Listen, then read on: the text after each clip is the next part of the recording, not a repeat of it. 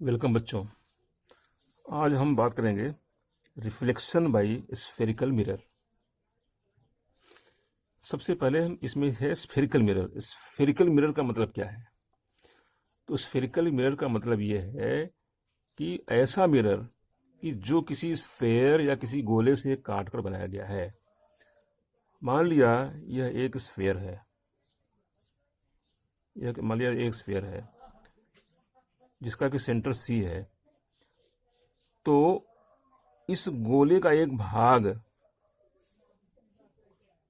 अगर इस गोले को के इस पार्ट को काट दिया जाए तो ये हमारा एक स्फेरिकल मिरर बन गया। अब जिस स्फेरिकल मिरर में स्फेरिकल मिरर बन गया, तो स्फेरिकल मिरर में अगर हमारी जो रिफ्लेक्टिंग साइड उस साइड में है जिधर सेंटर है, तो उसको हम बोलते हैं कनकेव मिरर, जिसको हम बोलते हैं कनकेव मिरर। कनकेव मिरर क्या है? ऐसा मिरर कि जिसमें रिफ्लेक्टिंग साइड, ये वाला side, it is towards the centre of the sphere. दूसरा होता है कन्वेक्स मिरर। ये देखते हैं क्या होता है। ये भी गोले से बना होता है।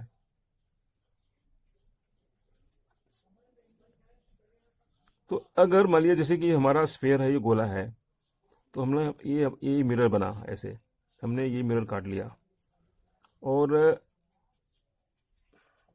हमारा इसमें जो रिफ्लेक्टिंग साइड ये है, इस केस में दिस इज रिफ्लेक्टिंग साइड। इस केस में जो ये साइड है, दिस इज रिफ्लेक्टिंग साइड। ये दोनों हो गया। तो ये तो है कनकेव मिरर, ये तो है कनकेव मिरर। और ये वाला है मिरर जिसमें कि रिफ्लेक्टिंग साइड ये इसके सेंटर से दूसरी तरफ है। इसको बोलते हैं हम कन्वेक्स मिरर। तो सबसे पहले हम कनकेव मिरर और कन्वेक्स मिरर में अंतर समझें। पहले तो यह है कि स्फेरिकल मिरर क्या होता है। स्फेरिकल मिरर वो मिरर है जो कि किसी स्फेयर या गोले से काट करके उसके पार्ट से बनाया जाए, दैट इज स्फेरिकल मिरर। तो स्फेरिकल मिरर में कनकेव मिरर क्या है? जिसमें जो रिफ्लेक्टिंग साइड है, जो जो चमकदार होती है, जहां से लाइट रिफ्लेक्ट होती है, तो अगर रिफ्लेक्टिंग साइड गोले के स्फीयर के सेंटर की तरफ हो, तब उसको हम बोलते हैं कनकेव मिरर। और अगर रिफ्लेक्टिंग साइड मिरर के सेंटर के दूसरी तरफ हो, तो उसको हम बोलते हैं कन्वेक्स मिरर। तो अभी हमने समझा कि स्फेरिकल मिरर क्या होता है। ये क्या होता है? ऐसा मिरर जो कि किसी स्फीयर या गोले को काट करके उसके पार्ट से बनाया जाए, that is spherical mirror. Concave mirror क्या होता है? ऐसा स्फेरिकल मिरर जिसमें रिफ्लेक्टिंग साइड उस मिरर के सेंटर की तरफ हो। और कन्वेक्स मिरर क्या होता है? जिसमें रिफ्लेक्टिंग साइड मिरर के सेंटर के अपोजिट साइड में हो। तो ये तो हो गया स्फेरिकल मिरर, कनकेव मिरर और कन्वेक्स मिरर। इसको पहचानना और इसके बारे में जानना। अब हम इसमें इसके कुछ जो नॉमेनक्लेचर हैं, हम उसके बारे में बात करते हैं।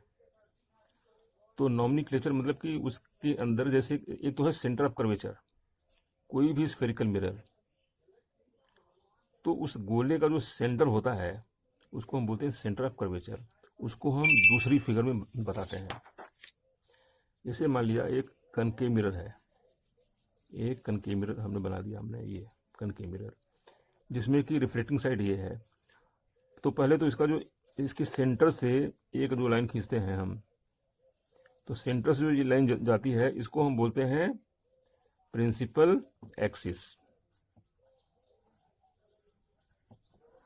प्रिंसिपल एक्सिस ये होगी प्रिंसिपल एक्सिस। अच्छा, जो प्रिंसिपल एक्सिस इस गोले के, इस मिरर के बीच में जहां मिलता है उसको बोलते हैं हम पोल। उसको हम करते हैं डिनोट पी से। तो पोल क्या है? स्फेरिकल मिरर का जो सेंटर। दो चीज हो गई। और जो हमारा स्फेरिकल मिरर है, ये जिस गोले से काट कर बना है, उस गोले का, उस स्फेयर का जो सेंटर है सी, इसको हम बोलते हैं centre of curvature. Centre of curvature. Centre of curvature is the centre of the sphere from which the spherical mirror is made. अच्छा, सी और पी यानी सेंटर ऑफ कर्वेचर और पोल के ठीक बीच की जो पॉइंट है उसको हम बोलते हैं एफ। एफ यानी इसका नाम है प्रिंसिपल फोकस। तो हमने क्या सीखा? हमने पोल सीखा, प्रिंसिपल एक्सिस सीखा, सेंटर ऑफ कर्वेचर सीखा और प्रिंसिपल फोकस सीखा। ये चार चीजें हमने सीख लिया। अब सी से और पी के जो बीच की दूरी है, इसको हम बोलते हैं रेडियस ऑफ कर्वेचर। इसका नाम, इसको हम आर से करते हैं डिनोट। तो वैसे हम लिखते क्या है इसको? आर से, और कहते क्या है? Radius of curvature.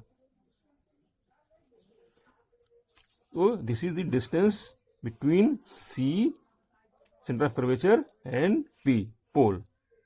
This is R. And इसको हम बोलते हैं फोकल लेंथ।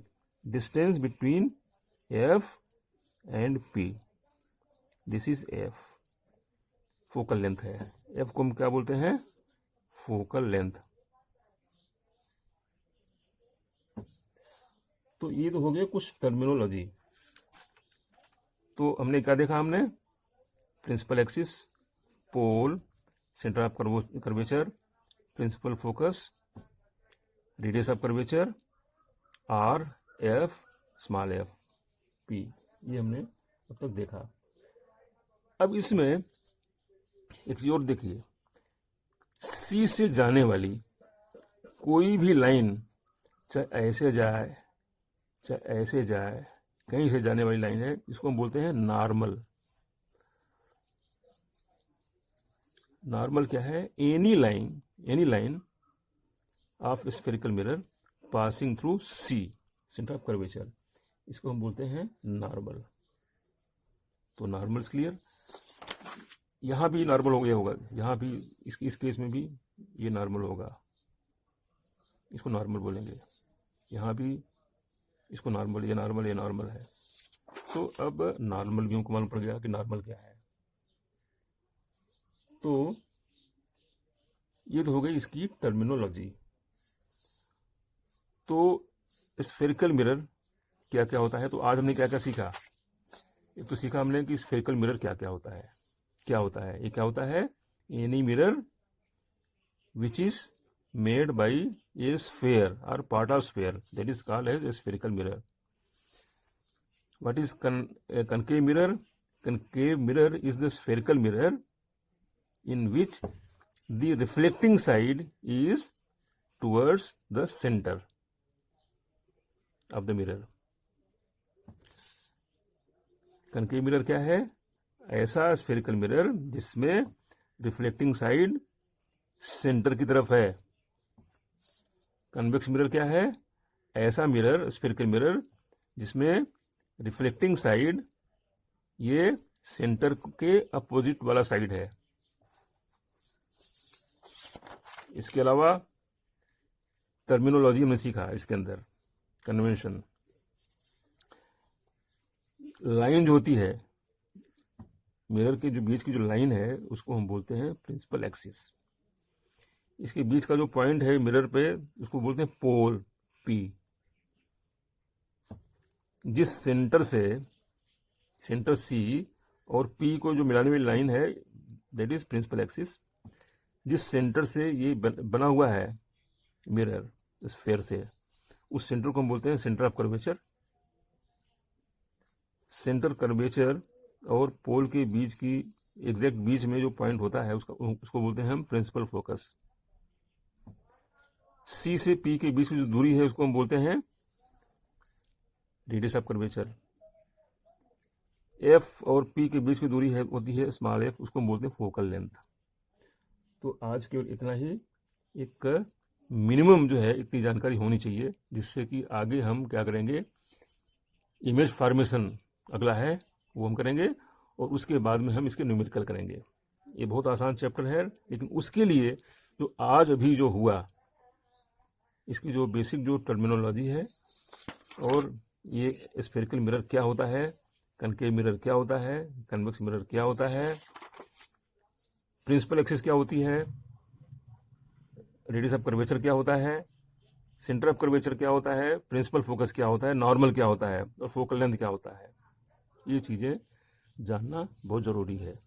तब आज के लिए इतना ही, यह एक रिवीजन लेक्चर था।